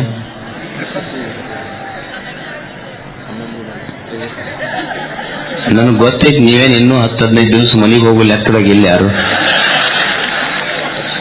ಆರಾಮ್ ಪ್ರಸಾದ, ದೊಡ್ಡ ದೊಡ್ಡ ಕಲಾವಿದರು, ದೊಡ್ಡ ದೊಡ್ಡ ಸ್ವಾಮಿಗಳು, ಒಂದ್ 15-20 ಗೆಸ್ಟ್ ಹೌಸ್ ಒಂದು ಕಟ್ಟಿಸ್ಬಿಡ್ರಿ ಆರಾಮ್. ಏನ್ ಮನಿ ಬೇಡ, ಏನ್ ಬೇಡ. ಹೆಚ್ಚು ಕುಂದಿಲ್ಲದಿಪ್ಪುದೇ ಸಮಯಾಚಾರ. ಈ ಮಾತುಗಳನ್ನು ತಿಳ್ಕೊಳ್ಳೋದಲ್ಲ, ಎಷ್ಟು ಸರಳವಾಗಿ ಬದುಕ ಕಟ್ಲಿಕ್ಕೆ ಅವ್ರು ಹೇಳ್ತಾರೆ. ಸಮಯ ಅಂದ್ರೆ ಏನು, ಸಮಯಾಚಾರ ಅಂದ್ರೆ ಏನು, ಮತ್ತೆ ಹೆಚ್ಚು ಕುಂದಿಲ್ಲದಿಪ್ಪುದೇ ಅಂತಾರಲ್ಲ ಅವರು ಶರಣರು. ಸಮಯ ಅಂದ್ರ ವಾಟ್ ಈಸ್ ಟೈಮ್, ಏನು ಕಾಲ. ಸಮಯ ಅಂದ್ರ ಇದೊಂದು ಅವಕಾಶ ಅಷ್ಟೇ. ಈಗ ದೊಡ್ಡವ್ರು ಅಂತಾರ ನೋಡ್ರಿ, ಮಾನುಷ ಜನ್ಮ ಈ ಶುಭ ಸಮಯ ಇನ್ನೇಸು ಕಾಲಕ್ಕೆ ದೊರಕುವುದು. ಈ ಮನುಷ್ಯ ಜನ್ಮ ಪಡ್ಕೊಂಡು ಬಂದಿವಲ್ಲ, ಇದೇ ಒಂದು ಒಳ್ಳೆಯ ಸಮಯ ಅಂತ ತಿಳ್ಕೊಳ್ಳೋದು. ಮತ್ತಿಲ್ಲಿ ಬಂದ ಮೇಲೆ ಹೇಗೆ ಲೋಕ ಕಲ್ಯಾಣದ ಕಾರ್ಯಗಳನ್ನು ಮಾಡ್ತಾ ಬದುಕಬೇಕನ್ನುವ ಆಚರಣೆ ಇದೆಯಲ್ಲ, ಅದೇ ಆಚಾರ. ಇದು ಸಮಯ ಆಚಾರ. ಈ ಮನುಷ್ಯ ಪ್ರಾಣಿಗಳು ಬದುಕ್ತಾವ, ಉಂಡು ತಿಂದು ಅವು ಬದುಕ್ತಾವ. ಮತ್ತು ನೀನು ಉಂಡು ತಿಂದು ಬದುಕದಿ ಅಂದ್ರೆ ಈ ಬದುಕಿಗೆ ಏನು ವ್ಯತ್ಯಾಸ ಅದ ಹೇಳಿ. ದೇವರು ನಿನಗೊಂದು ಇಷ್ಟು ಸುಂದರವಾದ ಜೀವನ ಕೊಟ್ಟಾನ, ಬದುಕಲಿಕ್ಕೆ ಈ ಜಗತ್ತು ಕೊಟ್ಟಾನ. ನೀ ಏನು ಕೊಟ್ಟಿಯಪ್ಪ ಈ ಜಗತ್ತಿಗೆ? ಒಂದು ಕ್ಷಣ ವಿಚಾರ ಮಾಡಿ ನೋಡು. ಮನುಷ್ಯ ಒಂದು ಕ್ಷಣ ವಿಚಾರ ಮಾಡಬೇಕಲ್ಲ. ದೇವರಿಷ್ಟೆಲ್ಲ ನಮಗ್ ಕೊಟ್ಟಾನಲ್ಲ, ಜಗತ್ತಿಷ್ಟೆಲ್ಲ ನಮಗ್ ಬದುಕಲಿಕ್ಕೆ ಅವಕಾಶ ಮಾಡಿ ಕೊಟ್ಟೈತಲ್ಲ, ನಾವೇನು ಕೊಟ್ಟಿವಿ ಹೇಳಿ ಜಗತ್ತಿಗೆ? ಮನುಷ್ಯ ಏನು ಕೊಟ್ಟಾನ? ಈಗ ನೀವು ನೀರಡಿಕಾದ್ರೆ ನೀರು ತಗೊಂತೀರಿ, ಒಂದು ಬಿಸ್ಲೇರಿ ಬಾಟ್ಲಿ ತಗೊಂತೀರಿ. ಒಂದು ಬಿಸ್ಲೇರಿ ಬಾಟ್ಲಿ ತಗೊಂಡ್ರ 50 ರೂಪಾಯಿ ತಗೊಂತಾರ ನಿಮ್ ಕಡೆಯಿಂದ. ಒಂದು ಸುಮ್ಮನೆ ಸಣ್ಣ 1 ಲೀಟರ್ ಬಾಟ್ಲಿಗೆ, ಬಿಸ್ಲೇರಿ ಬಾಟ್ಲಿಗೆ 50 ರೂಪಾಯಿ ಕೊಟ್ಟಿರಿ. ನಮ್ಮ ಸಲುವಾಗಿ ಹೊಳೆ ಹಳ್ಳ ಕೆರೆಗಳನ್ನ ತುಂಬಿಸಿದ ದೇವನಿಗಾಗಿ ನಾವೇನು ಕೊಟ್ಟಿವಿ ಹೇಳಿ? ಒಂದು ಹೋಟೆಲ್ದಾಗ ಹೋದ್ರೆ ಒಂದು ಊಟ ಮಾಡಿದ್ರೆ 50 ರೂಪಾಯಿ ತಗೊಂತಾರ ಅವ್ರು ನಿಮ್ ಸಲುವಾಗಿ ಒಂದು ಊಟಕ್ಕೆ. ಒಂದು ಹೊತ್ತು ಊಟ ಕೊಟ್ರ 50 ರೂಪಾಯಿ ಕೊಟ್ಟು ಬಂದಿವಿ. ಜೀವನ ಇರೋ ಮಟ್ಟ ನಮಗ ಅನ್ನ ಹಾಕಿ ಸಲುವಿದ ಭಗವಂತನಿಗೆ ನಾವೇನು ಕೊಟ್ಟಿವಿ ಹೇಳಿ? ನಾವು ಮನಿ ಲೈಟ್ ಉರಿಸ್ತೀವಿ, ಕರೆಂಟ್ ಬಿಲ್ ತಿಂಗಳಿಗೊಮ್ಮೆ ಅವರು ಕರೆಂಟ್ನವ್ರು KPTCL ನವರು ಬಂದು ಕರೆಂಟ್ ಬಿಲ್ ಕೇಳ್ತಾರ ನಮಗ್. ಇಡೀ ಜಗತ್ತಿಗೆ ಸೂರ್ಯ ಚಂದ್ರರ ಬೆಳಕು ಕೊಟ್ಟಾನಲ್ಲ, ಯಾವ ಕರೆಂಟ್ ಬಿಲ್ ಕೇಳಾರ್ದಂಗ ಅವನಿಗೇನು ಕೊಟ್ಟಿವಿ ನಾವು? ನಿಮ್ಮ ಗಾಡಿ ಪಂಚರ್ ಆಗ್ತೈತಿ, ಸೈಕಲ್ ಪಂಚರ್ ಆಯ್ತು ಅಂದ್ರ ಅದ್ರ ಹವಾ ಹಾಕ್ಸ್ಲಿಕ್ಕೆ, ಪಂಚರ್ ತಿದ್ದಿಸ್ಲಿಕ್ಕೆ 5 ರೂಪಾಯಿ ಕೊಟ್ಟು ಬರ್ತೀರ ಇಲ್ಲ? ಸುಮ್ಮನೆ ಒಂದು ಸೈಕಲ್ ಟ್ಯೂಬ್ ಪಂಚರ್ ಆದ್ರೆ ಹವಾ ಹಾಕಿ ತಿದ್ದಿಸ್ಲಿಕ್ಕೆ 5 ರೂಪಾಯಿ ಕೊಟ್ಟು ಬರ್ತೀರಿ. ಆದ್ರೆ ಭಗವಂತ ಇದೊಂದು ತೊಗಲಿನ ದೇಹ ಅನ್ನೋದೇ ಒಂದು ತೊಗಲಿನ ಟ್ಯೂಬ್. ಇದು ಈ ಟ್ಯೂಬಿನೊಳಗ 9 ರಂಧ್ರಗಳಿಟ್ಟು ಅದ್ರೊಳಗ ಹವಾ ತುಂಬಿ ಹವಾ ಹೋಗಲಾರ್ದಂಗ ನಿನಗೆ ಜಪಾನ ಮಾಡ್ಯಾನಲ್ಲ, ಅವನಿಗೇನು ಕೊಟ್ಟಿಯಪ್ಪ ನೀನು? ಇದರ ಅರಿತುಕೊಂಡು ಬದುಕುವುದೈತಲ್ಲ, ಅದೇ ಸಮಯಾಚಾರ. ಮನುಷ್ಯ ಇದನ್ನು ಕಲ್ಕೊಳ್ಳೋದಷ್ಟೇ. ಈ ಸಮಯವನ್ನ ಇಲ್ಲಿ ಹೆಂಗ ಬದುಕುವುದು ಅಂದ್ರೆ ಹೆಚ್ಚು ಕುಂದಿಲ್ಲದಿಪ್ಪದು. ಇದು ಬದುಕೈತಲ್ಲ, ಈ ಜೀವನದೊಳಗ ಎರಡೂ ಬರ್ತಾವ. ಒಮ್ಮೆ ಶ್ರೀಮಂತಿಕೆ ಬರ್ತೈತಿ, ಒಮ್ಮೆ ಬಡತನ ಬರ್ತೈತಿ, ಒಮ್ಮೆ ಗೆಲುವು ಬರ್ತೈತಿ, ಒಮ್ಮೆ ಸೋಲು ಬರ್ತೈತಿ, ಒಮ್ಮೆ ಸುಖ ಆಗ್ತೈತಿ, ಒಮ್ಮೆ ದುಃಖ ಆಗ್ತೈತಿ, ಒಮ್ಮೆ ನೋವು ಬರ್ತೈತಿ, ಒಮ್ಮೆ ನರಳುವಿಕೆ ಇರ್ತೈತಿ, ಒಮ್ಮೆ ಮಾನ ಬರ್ತೈತಿ, ಒಮ್ಮೆ ಅಪಮಾನ ಬರ್ತೈತಿ, ಒಮ್ಮೆ ಹೆಚ್ಚರ ಆಗಲಿ ಕಡಿಮೆ ಆಗಲಿ ಇವು ಹೊರಗೆ ನಡಿಬೇಕು. ನಿನ್ನ ಮನಸ್ಸಿನೊಳಗೆ ಸದಾ ಪ್ರಸನ್ನತೆ ಇರಬೇಕು. ಇದು ಸಮಯಾಚಾರ. ಇದು ಹೀಗೆ ಬದುಕುವುದನ್ನು ಕಲಿಬೇಕಲ್ಲ ಮನುಷ್ಯ. ಏನೋ ನಡೀತದೆ. ಮನುಷ್ಯ ಒಂದು ಸೂತ್ರ, ಒಂದು ಮಾತು ನೆನಪಿಡಬೇಕು. ಏನಂದ್ರ, ಈ ಜಗತ್ತೇನಿದೆಯಲ್ಲ ಇದು ಎದ್ದಂಗಿರುವುದಿಲ್ಲ, ಇದು ಬದಲಾಗ್ತದೆ. ಇದು ಸತ್ಯ. ಇದು ಇಲ್ಲಿ ಏನೇ ಇರಲಿ ಇದು ಎದ್ದಂಗಿರುವುದಿಲ್ಲ, ಒಟ್ಟು ಬದಲಾಗ್ತದೆ. ಇದು ಬದಲಾವಣೆ ಮಾತ್ರ ಈ ಜಗತ್ತಿನಲ್ಲಿ ಸತ್ಯ ಅಂತ ತಿಳ್ಕೊಂಡಿವಿ. ಅದು ಸಮಯಾಚಾರ. ದೇಹ ಐತಿ ಅಂದ ಮೇಲೆ ರೋಗ ರುಜಿನಿ ಮುಪ್ಪ ಬರುವ ಅಲ್ಲ. ನಾವಂತೀವಿ ಎಷ್ಟು ದೇವ್ರಿಗೆ ದೀರ್ಘ ನಮಸ್ಕಾರ ಹಾಕಿವ್ರಿ, ಎಷ್ಟು ಗುಡಿ ಪೂಜೆ ಮಾಡಿವ್ರಿ, ನಮ್ಗೆ ಯಾಕೆ ಜಡ್ ಬರ್ಬೇಕ್ರಿ, ಮತ್ ಸಾಷ್ಟಾಂಗ ನಮಸ್ಕಾರ ಹಾಕಿವ್ರಿ, ರೋಗ ಯಾಕೆ ಬರ್ಬೇಕಂದ್ರೆ ದೇಹ ಅದು ಬರುವುದೇ ಅದು. It is permanent. ಏನು ಈ ಜಗತ್ತಿನಲ್ಲಿ ನಿಯಮ ಅಂದ್ರೆ ಇದ್ದಂಗಿರುವುದಿಲ್ಲ. ಇದು ಬದಲಾವಣೆಯ ನಿಯಮಕ್ಕೊಳಪಟ್ಟೈತಿ. ಈಗ ನಿಮ್ಮದ ಉದಾಹರಣೆ ತಗೊಳ್ರಿ. ಈಗ ನಿಮ್ ಮದುವೆ ಆಗ್ತಿರ್ತೈತಿ. ಇದು ಜಗತ್ತು ಜೀವನ ಇದ್ದಂಗಿರುವುದಿಲ್ಲ, ಇದು ಬದಲಾಗ್ತಿರ್ತೈತಿ. ಇದು ಈಗ ನೀವು ಮದುವೆ ಇರ್ತೈತಿ, ಮದುವೆಯಾಗ ಫೋಟೋ ತೆಗಿತಿರ್ತಾರಲ್ಲ. ನಿಮಗ್ ಮದುವೆಯಾಗ ಫೋಟೋ ತೆಗಿಯಾಗ ಫೋಟೋಗ್ರಾಫರ್ ಅಂತಿರ್ತಾನೆ, ನಿಮ್ಗೆ ಏನಂತಿರ್ತಾನೆ? ಸ್ಮೈಲ್ ಪ್ಲೀಸ್, ಸ್ಮೈಲ್ ಪ್ಲೀಸ್ ಅಂತಿರ್ತಾನೆ. ಈಗಷ್ಟು ನಗು ನೀನ್ ಅಂತಿರ್ತಾನ, ಈಗಷ್ಟ ನಗು ನೀನ್, ಪ್ಲೀಸ್ ಸ್ಮೈಲ್. ಈಗಷ್ಟು ನಗು ಮುಂದೆ ಖಾಯ ಮಾಡೋದೈತಿ ನಿನ್. ಮತ್ತೆ ನಿಮ್ ಮ್ಯಾರೇಜ್ನಾಗಿನ ಫೋಟೋ ತೆಗೆದು ನೋಡ್ರಿ, ಅವಾಗಿನ ಫೋಟೋನು ನೋಡ್ರಿ, ಈಗ ಫೋಟೋ ತೆಗೆಸ್ಕೊಡ್ರಿ, ಎರಡು ಕುಂತು ನೋಡ್ರಿ. ಒಂದ್ ಸ್ವಲ್ಪ ಮನ್ಯಾಗ ನೋಡ್ಬೇಡ್ರಿ, ಎಲ್ರಿ ದೂರ ಗುಡ್ದಾಗ ಹೋಗಿ ನೋಡ್ರಿ. ನೀವು ಎರಡಕ್ಕೂ ಟ್ಯಾಲಿ ಮಾಡ್ಕೊಡ್ರಿ. ಅವಾಗಿನ ಫೋಟೋ ಈಗಿನ ಫೋಟೋ ಹಂಗಾದವ ನೋಡ್ರಿ. ನೀವು ಅವು ಬಾಳ ಮಂದಿ ಮನೆಗೆ ಹೋಗಿರ್ತೀವಿ, ಅಲ್ಲಿ ಕೇಳ್ತಾವ್ ಫೋಟೋ ತೋರಿಸ್ತಿರ್ತಾರೆ. ಅಪ್ಪ ಇವ್ ನಮ್ಮ ಮದುವೆಯಾಗಿನ ಫೋಟೋ ರೀ, ನಾವು ನೋಡ್ಕೊಂತ ಕುಂತಿರ್ತೀವಿ. ಅವ್ರ ಕಂಪ್ಲೇಂಟ್ ಹೇಳ್ತಾರೆ, ನನಗ ಇವ್ರಿಗೆ ಒಟ್ಟು ಹೊಂದಿಕೆನೇ ಇಲ್ಲ ನೋಡ್ರಿ ಅಂತ. ಅವಾಗ ಮದುವೆಯಾಗ ನೋಡ್ಬೇಕು, ಒಂದು ಕೋಕೋ ಕೋಲಾ ಬಾಟ್ಲಿ, ಒಂದ ಬಾಟ್ಲಿ ಸ್ಟ್ರಾ ಎರಡು ಇಟ್ಟಿರ್ತಾರೆ, ಬಾಟ್ಲಿ ಒಂದ ಇಟ್ಟಿರ್ತೈತಿ. ಅದ ಫೋಟೋ ತೋರಿಸಿ ನಮಗ್ ತೋರಿಸ್ತಿರ್ತಾರ. ಮತ್ ಕಂಪ್ಲೇಂಟ್ ಹೇಳ್ತಿರ್ತಾರೆ, ಯಪ್ಪ ಒಟ್ಟ ಹೊಂದಿಕೆ ಇಲ್ಲ ನೋಡ್ರಿ. ನಾನು ಏನ್ ಅದು ಖರೆ, ಫೋಟೋದೊಂದು ಖರೆ ಅನ್ಬೇಕು, ಈಗ ಇರೋದ ಖರೆ ಅನ್ಬೇಕು. ಅವಾಗ ಅದ ಖರೆ, ಈಗದ ಖರೆ ಅಷ್ಟೇ. ಅಂದ್ರೆ ಇದು ಬದುಕು ಇದ್ದಂಗಿರುವುದಿಲ್ಲ. ಮದುವೆ ಆಗೋದಕ್ಕಿಂತ ಮುಂಚೆ ನೋಡ್ತಿರ್ಬೇಕು ಹುಡುಗರು ಅಂತಿರ್ತವೆ, ಈಗ ನಾ ಮಾಡ್ಕೊಂಡ್ರೆ ನಿನಗ ಮಾಡ್ಕೊಳ್ಳು, ನೀ ಇರ್ಲಿಲ್ಲ ಅಂದ್ರೆ ನಾ ಬದುಕಕ್ ಆಗೋದಿಲ್ಲ, ನೀ ಇರ್ಲಿಲ್ಲ ಅಂದ್ರೆ ನಾ ಇರೋದೇ ಇಲ್ಲ. ಯಾವಾಗಿದು? ಮದುವೆ ಆಗೋದಕ್ಕಿಂತ ಮುಂಚೆ. ಮದುವೆ ಆದ 2 ವರ್ಷ, 1 ವರ್ಷ 2 ವರ್ಷ ಹೋಗಕ್ಕಿಲ್ಲ ಅನ್ನಿಸ್ತೈತೆ ನನಗ. ಮದುವೆ ಆಗೋದಕ್ಕಿಂತ ಮುಂಚೆ ನೀ ಇರ್ಲಿಲ್ಲ ಅಂದ್ರೆ ನಾ ಬದುಕೋದಿಲ್ಲ. ಮದುವೆ ಆದ್ಮೇಲೆ ಕೇಳ್ರಿ, ಈ ಮನ್ಯಾಗಿಲ್ಲ ನೀ ಇರ್ಬೇಕು ಅಂದ್ರೆ ಇಲ್ಲ ನಾ ಇರ್ಬೇಕು ಅಂದ್ರೆ ಈ ಬದುಕೇನಿದೆ ಇದು ಇದ್ದಂಗೆ ಇರೋದಿಲ್ಲ ಅಂತಿಟ್ಟು. It always changes. ಇದು ಬದಲಾವಣೆ ಮಾತ್ರ ಸತ್ಯ ಈ ಜಗತ್ತಿನಲ್ಲಿ. ನಿಮ್ಗೆಲ್ಲ ಒಂದು ಕೊನೆಯ ಮಾತು ಹೇಳಿ ಮುಗಿಸ್ತೇನೆ ನಾನು. ಸ್ಟೀವ್ ಜಾಬ್ಸ್, ಈ ಗುರುಗಳು ಹೇಳಿದ್ರಲ್ಲ ನಮ್ಮ ಆದಿಚುಂಚನಗಿರಿ ಸ್ವಾಮಿಗಳು, ಸ್ಟೀವ್ ಜಾಬ್ಸ್ ಅವನು ಬದುಕಿದ್ದು ಕೇವಲ 53 ವರ್ಷ. ನಿಮಗೆಲ್ಲ ಆಶ್ಚರ್ಯ ಅನ್ನಿಸ್ಬೋದು. ಅವ 33 ವರ್ಷಗಳ ಕಾಲ ನಿರುದ್ಯೋಗಿಯಾಗಿ ಬದುಕುತ್ತ ಮುಂದ 33 ವರ್ಷದಿಂದ 53 ವರ್ಷ, ಸುಮಾರು 20 ವರ್ಷದೊಳಗ ಅವ ಜಗತ್ತಿನ ಶ್ರೀಮಂತರ ಸಾಲಿನಲ್ಲಿ ಬಂದ.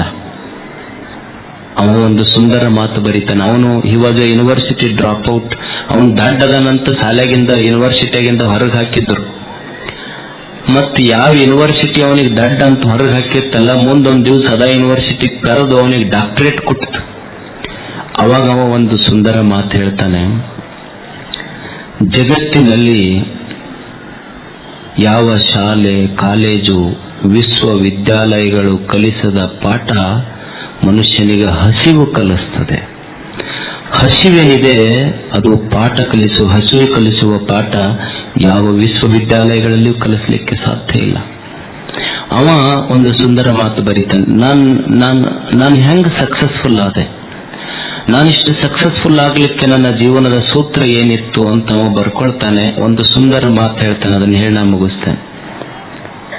ಅವ ಅಂತಾನೆ, ನಾನು ಹೇಗೆ ಬದುಕಿದೆ ಪ್ರತಿ ದಿವಸ ಅಂದ್ರ, ನಾನು ರಾತ್ರಿ ಮಲಗಿಕೊಳ್ಳುವಾಗ ದೇವರಿಗೊಂದು ನಮಸ್ಕಾರ ಮಾಡ್ತಿದ್ದೆ, ಧನ್ಯವಾದ ಹೇಳ್ತಿದ್ದೆ. ಏನ್ ಹೇಳ್ತಿದ್ದೆ ಅಂದ್ರೆ, ಭಗವಂತ ನೀನ್ ನನಗೆ ಬದುಕಲಿಕ್ಕೆ ನಿನ್ನ ಈ ಜಗತ್ತಿನಲ್ಲಿ ಒಂದು ದಿವಸ ಅವಕಾಶ ಕೊಟ್ಟೆನಪ್ಪ, ನೀನು ಒಂದು ದಿವಸ ನನಗೆ ಬದುಕಲಿಕ್ಕೆ ಅವಕಾಶ ಕೊಟ್ಟಿದ್ದಕ್ಕಾಗಿ ನಿನಗೆ ಧನ್ಯವಾದ ಅಂತ ಹೇಳಿ ಮಕ್ಕೊಂತೇನೆ. ಇದು ನನ್ನ ಕೊನೆಯ ರಾತ್ರಿ. ಇದು ನೋಡಿ ಅವನ ಭಾವನೆ ಆಗಿದೆ. ನಾನು ಮಲ್ಕೊಳ್ಳುವಾಗ ದೇವರಿಗೆ ಕೈ ಮುಗಿದು, ಇದು ನನ್ನ ಕೊನೆಯ ರಾತ್ರಿ ಭಗವಂತನೇ, ನಾಳೆ ಬೆಳಗ್ಗೆ ನಾನು ಕಣ್ಣು ತೆಗಿತೇನೋ ಇಲ್ಲ ಗೊತ್ತಿಲ್ಲ, ಇದು ನನ್ನ ಕೊನೆಯ ರಾತ್ರಿ, ಇದು ನನ್ನ ಕೊನೆಯ ರಾತ್ರಿ, ನೀನು ಒಂದು ದಿವಸ ಕೊಟ್ಟಿದ್ದಕ್ಕಾಗಿ ನಿನಗೆ ಧನ್ಯವಾದ. ಅಕಸ್ಮಾತ್ ಬೆಳಿಗ್ಗೆ ಎದ್ವಿ ಅಂದ್ರೆ ಮತ್ತವಾಗ ದೇವರಿಗೊಮ್ಮೆ ಕೈ ಮುಗಿದು ಅನ್ನಬೇಕಂತ, ನೀನು ಬದುಕಲಿಕ್ಕೆ ಮತ್ತೊಂದು ದಿವಸ ನನಗೆ ಅವಕಾಶ ಮಾಡಿ ಕೊಟ್ಟೇನಪ್ಪ, ನೀ ಎಷ್ಟು ಕರುಣಾಮಯ ಇದೆ, ನೀವು ಕೊಟ್ಟ ದಿವಸ ಐತಲ್ಲ ಇದನ್ನು ಲೋಕ ಕಲ್ಯಾಣಕ್ಕಾಗಿ ಬಳಸ್ತೀನಿ ಅಂತ ಕಣ್ಣು ತೆಗೆದು ಕೈ ಮುಗಿದು ಹೇಳ್ಬೇಕಂತ ಮನುಷ್ಯ. ಇದು ಬದುಕಿನ ರೀತಿ. ಇದು ಬಸವಣ್ಣವರು ಬದುಕಲಿಲ್ಲೇನು, ಹೇಗೆ ಬದುಕಿದ್ರು ಅವರು? ಬೆಳಿಗ್ಗೆ ಎದ್ದಾಗ ಕರುಣೆ ತುಂಬಿದ ಕಂಗಳಿಂದ ಜಗದ ಜೀವಿಗಳನ್ನು ನೋಡುವುದು, ದೇವನ ಮುಂದೆ ಕೈ ಮುಗಿದು ಮಾನ ಅಪಮಾನ ನಿನ್ನದಯ್ಯ ಅಂತ ಅವನು ನುಡಿ ಹಾಕುವುದು, ಹೊರಗೆ ಹೊಂಟಾಗ ಬಾಗಿದ ತಲೆ ಮುಗಿದ ಕೈ, ಈ ಬದುಕು ಕೂಡಲ ಸಂಘ ನೀಡಿದ ದೀಕ್ಷೆ ಅಂದಿ, ಇದು ಸಮಯಾಚಾರ, ಇದು ನಿಜವಾದ ಜೀವನ. ಇದು ಸುಮ್ಮನೆ 4 ಸೂತ್ರಗಳ ಮೇಲೆ ಬದುಕು ಕಟ್ಟುವುದು. ಅಂಥ ಒಂದು ಸುಂದರ ಬದುಕು ಕಟ್ಟಲಿಕ್ಕಾಗಿನೇ ಇಷ್ಟೆಲ್ಲ ಪರಮ ಪೂಜ್ಯರು ಜ್ಞಾನಿಗಳು ತಮಗೆಲ್ಲ ಈ ಜಾತ್ರಾ ಮಹೋತ್ಸವದಲ್ಲಿ ಪ್ರತಿ ವರ್ಷ ನಡೀತಾ ಇದೆ. ಇದು ಬಹಳ ಅದ್ಭುತವಾಗಿ ವರ್ಷದಿಂದ ವರ್ಷಕ್ಕೆ ಇದಕ್ಕೆಲ್ಲ ಗವಿಸಿದ್ಧನ ಪ್ರೇರಣೆ ಮತ್ತೆ ನಿಮ್ಮ ಭಕ್ತಿ ಇದು ನಡೆಸ್ತದೆ. ಎಷ್ಟು ಜನ, ನಿಮಗೊಂದು ಸಣ್ಣ ಮಾತು ಹೇಳಿ ಮುಗಿಸ್ತೇನೆ, ಒಂದು ಸಣ್ಣ ಉದಾಹರಣೆ ಹೇಳ್ತೇನೆ. ಜನರಲ್ಲಿ ಗವಿಸಿದ್ದಪ್ಪಜ್ಜನ ಮಠ ಜಾತ್ರೆ ಅಂದ್ರೆ ಎಷ್ಟು ಭಕ್ತಿ ಜಾಗೃತ ಆಗೈತಿ ಅಂದ್ರೆ, ನನಗೆ ಈ ಪಾದಯಾತ್ರೆಗಳಿಂದ ಬರ್ತಾರೆ. ತೇರಿನ ದಿವಸ ಈ ಕಡೆ ಗದಗ ರೋಡು, ಕುಷ್ಟಗಿ ರೋಡು, ಗಂಗಾವತಿ ರೋಡ್ನಿಂದ ಜನ ಬರ್ತಾರೆ, ಈ ಕಡೆ ಹಳ್ಳಿಗಳಿಂದ ಬರ್ತಾರೆ. ನನಗೇನೋ ಒಂದು ಆಲೋಚನೆ ಬಂತು, ಪಾಪ ಇವು ರಾತ್ರಿ ಎಲ್ಲ ಬಿಡ್ತಾರೆ, ಎಷ್ಟೋ ಜನರಿಗೆ ಕಾಲಾಗೋಳಿ ಬಂದಿರ್ತಾವ, ಮತ್ತವು ಎಲ್ಲ ಬಾಟ್ಲಿ ಗಿಟ್ಲಿ ಹೊತ್ಕೊಂಡು ಊರಿಂದ ಬರುದು, ಎಷ್ಟು ದೂರದ 100 ಕಿಲೋಮೀಟರ್ದಿಂದ ನಡೆದು ಬರ್ತಾರೆ. ಇವಕ್ಕೇನಾದ್ರೂ ಮಾಡ್ಬೇಕು ಅಂತ ತಿಳ್ಕೊಂಡು 3 ಕಡೆ ಅಲ್ಲಿ ಒಂದಿಷ್ಟು ಮಲಾಮ, ಔಷಧ, ಒಂದಿಷ್ಟು ಹಾಲು, ಶರಬತ್ತು ಯಾರಿಗೂ ಹೇಳ್ಬೇಕಂತ ಮಾಡಿದ್ದೆ, ಯಾರೋ ಒಬ್ರು ಭಕ್ತ ಬಂದ್ ಯಪ್ಪ ನಾ ಅದನ್ನ ಮಾಡ್ಬೇಕಂತ ಮಾಡೀನಿ ಅಂದ. ಚಲೋ ಆತಪ್ಪ ಮಾಡನ್ಯ. ಒಂದ್ ಹುಡುಗ ಹೇಳ್ತಾ ಇದ್ದ, ನೀ ಎಲ್ಲಿಂದ ಬಂದಿ ಅಂತ ಕೇಳಿದೆ. ನಾನು ಗಂಗಾವತಿಯಿಂದ ಬಂದೇನ್ರಿ ನಾ ಅಂದ. ಮತ್ತೆ ನೀವು ಅಲ್ಲಿಂದ ಬರ್ತಿರಲ್ಲ, ನಿಮಗೆ ಏನ್ ತೊಂದರೆ ಆಗ್ಲಿಲ್ಲ, ಎಷ್ಟಕ್ಕೆ ಬಿಟ್ಟಿರ್ತೀರಿ? ಇಲ್ರಿಯಪ್ಪ ನಾವು ಬರ್ಬೇಕಂದ್ರೆ ರಾತ್ರಿ ಬಿಡ್ಬೇಕು, ಸಾಯಂಕಾಲ 6-7 ಗಂಟೆಗೆ ಬಿಡ್ತೀವಿ, ಇಲ್ಲಿ ಬೆಳಗ್ಗೆ ಬರ್ತೀವಿ ನಾವು. ಮತ್ ಬರುವಾಗ ನಿಮ್ಗೆ ಏನ್ ತೊಂದರೆ ಆಗುದಿಲ್ಲ? ಏನು ತೊಂದರೆ ಆಗುದಿಲ್ರಿ ಅಪ್ಪಾರ, ಆದ್ರೆ ರಾತ್ರಿ ಕತ್ಲಿರ್ತೈತಿ, ಮತ್ ಹೆಂಗ್ ಮಾಡ್ತೀರಿ? ಅವ ಹೇಳ್ದ ನನಗ, ಏನಿಲ್ರಿಯಪ್ಪ, ನಾವು ಒಂದ್ 60-70 ಜನ ಬರಾಕತ್ತಿದ್ವಿ, ರಾತ್ರಿ ಇತ್ತು, ಯಾರೋ ಗೊತ್ತಿಲ್ಲ ಒಬ್ಬ ಕಾರ್ನ್ಯಾಗ ಒಂದ್ 60-70 ಬ್ಯಾಟ್ರಿ ಇಟ್ಕೊಂಡು ನಮ್ಗೆಲ್ಲರಿಗೂ ಬ್ಯಾಟ್ರಿ ಕೊಟ್ಟು ಹೋದ, ಬೆಳಗ್ಗೆ ಹಚ್ಕೊಂಡು ಬಂದಿವಿ ನಾವು, ಹೆಸರು ಗೊತ್ತಿಲ್ಲ. ಸೊ ಇಂಥ ಭಕ್ತರ ನಿರ್ಮಾಣ ಆದ ಮೇಲೆ ಅದು ಜಾತ್ರೆ ಇಷ್ಟ ಅದ್ಭುತವಾಗುವುದೇ ಅದು. ಇದಕ್ಕೆಲ್ಲ ನಿಮ್ ಭಕ್ತಿ ಎಷ್ಟು ಹೇಳಿದ್ರು ಕಡಿಮೆನೆ. ಇಲ್ಲಿ ಯಾರ ಹೆಸರಿಲ್ಲ, ಅವರು ಇವರು ಮಾಡ್ಯಾರಂತ, ಎಲ್ಲರೂ ಮಾಡಿರಿ. ನಿಮಗೆಲ್ಲ ಸದಾ ಗವಿಸಿದ್ಧನ ಕೃಪಾ ಈ ನಾಡಿಗೆಲ್ಲ ಇರಬೇಕು. ಈ ಜಾತ್ರೆ, ಈ ವೈಭವ ಸದಾ ಬೆಳಿಲಿ. ಇದು ನಿಮ್ಮ ಜಾತ್ರೆ, ಗವಿಸಿದ್ಧನ ಕೃಪಾ ಸದಾ ನಿಮ್ಮ ಮ್ಯಾಲಿರ್ಲಿ ಅಂತ ಹಾರೈಸಿ ನಮ್ಮ 2 ಮಾತುಗಳನ್ನು ಮುಗಿಸ್ತೇವೆ. ಮುಂದಿನ ಜಾತ್ರೆಗೆ ಹೇಳಿನಲ್ಲ ನಿನ್ನೆನ, ಮತ್ತೆ 2 ಸಲ ಹೇಳಿದ್ರೆ 6 ತಿಂಗಳಿಗೆ ಬಂದ್ರೆ ನಾ ಏನ್ ಮಾಡ್ಲಿ ಅವಾಗ? ಮತ್ತೆ ಆಮೇಲೆ ಈಗ ಮದ್ದು ಸುಡು ಕಾರ್ಯಕ್ರಮ, ಆಮೇಲೆ ಪ್ರಸಾದ ಇರ್ತೈತಿ. ನೀವು ನೋಡಿ, ದಯವಿಟ್ಟು ನಾ ಹೇಳೋದು, ನನಗೆ ಈ ಕಾರ್ಯಕ್ರಮ ಇದೆಲ್ಲ ಜಾತ್ರೆ ತೇರು ಸುಳ್ಳು. ನನಗೆ ಯಾವಾಗ್ಲೂ ತಲೆಯಾಗ ಏನಿರ್ತೈತಿ ಅಂದ್ರೆ, ನೀವು ಸರಿಯಾಗಿ ಸಂತೋಷದಿಂದ ಮನೆ ಮುಟ್ಟಬೇಕು. ಯಾಕಂದ್ರೆ ಸಣ್ಣ ಸಣ್ಣ ಮಕ್ಕಳು, ತಾಯಂದಿರು, ನೀವ್ಯಾರು ಎದ್ದು ಅವಸರ ಮಾಡಿ ಹೋಗಕ್ ಹೋಗ್ಬೇಡ್ರಿ. ಅಲ್ಲೆಲ್ಲ ಮುಗಿಲಿ, ಅಲ್ಲಿ ಜನ ಕುಂತಾರ, ಅದು ಮದ್ದು ಸುಡ ಶುರು ಆಗ ನೀವು ಕುಂತಲ್ಲೇ ಕುಂತರು ಕಾಣುತ್ತದ. ನೀವೇನ್ ಎದ್ದ ಅದ್ರ ಹತ್ರನ ಹೋಗಿ ನೋಡ್ಬೇಕಂತಿಲ್ಲ. ಅದು ಇಲ್ಲಿ ಕುಂದ್ರಿ ಕಾಣ್ತದೆ. ಅದು ಮದ್ದು ಸುಡೋದಾದ್ಮೇಲೆ ನೀವು ಮೆಲ್ಲಕ್ ಹೋಗ್ರಿ, ಆರಾಮ್ ಪ್ರಸಾದ ಇರ್ತದೆ. ನಿಮ್ದೆಲ್ಲರಿಗೂ ಮುಗಿಸೋ ಮಟ್ಟ ನಾ ಅಲ್ಲಿ ಕಾಯ್ತಿರ್ತೀನಿ. ನಿಮ್ದು ಮುಗಿಸದ ಮೇಲೆ ನಾ ಪೂಜೆಗೆ ಹೋಗ್ತೀನಿ. ನೀವೇನ್ ಅದ್ರ ಬಗ್ಗೆ ಡೋಂಟ್ ವರಿ. ನಿಮ್ಗೆಲ್ಲ ಒಳ್ಳೇದಾಗ್ಲಿ, ಸಮಾಧಾನದಿಂದ ಹೋಗ್ರಿ, ಸಾವಕಾಶವಾಗಿ ಹೋಗ್ರಿ. ಗವಿಸಿದ್ಧನ ಕೃಪಾ ಸದಾ ನಿಮ್ಮ ಮೇಲೆ ಇರಲಿ ಅಂತ ಹಾರೈಸಿ ನಮ್ಮ 2 ಮಾತುಗಳು